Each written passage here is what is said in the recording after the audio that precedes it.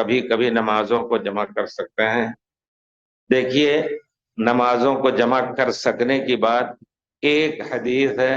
پیارے رسول صلی اللہ علیہ وسلم سے ثابت ہے، حضرت عبداللہ ابن عباس راوی ہیں کہ پیارے رسول نے مدینے میں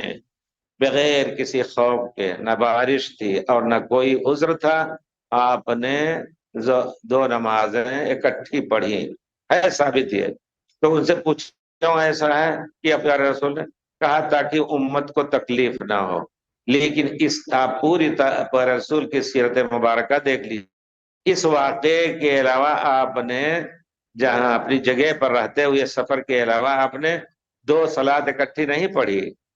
لیکن اجازت ہے جب بارش ہو، مان لیجیے یہی ہے سخت اور لوگ نہیں آ سکتے ہیں، مغرب کے وقت بڑی تیز آندھی اور ہوا رہی ہے، بارش ہو رہی ہے، تو آپ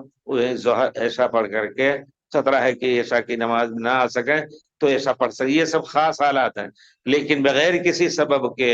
صرف ایک مرتبہ پیارے رسول نے پڑھی ہے صلات، اس کو لوگ کہتے ہیں، کچھ لوگ جائز کہتے ہیں، کسی وقت بھی ہم اکٹھا کر سکتے ہیں، پورے طور پر غلط ہے۔ ہاں، زندگی میں ایک مرتبہ اگر آپ اس سنت پر عمل کرنا چاہتے ہیں تو کریں بے شک، لیکن اس کے علاوہ پورے کھنگال دیجئے پیارے رسول کی سنت اور صحابہ کرام کی، بغیر کسی سبب کے آپ اکٹھی نہیں کرتے تھے۔ صحابہ بھی بعد میں پیارے رسول کے بعد صحابہ کا جو فعل اگر کسی نے انکار نہیں کیا، سب نے اس پر عمل کیا تو وہ بھی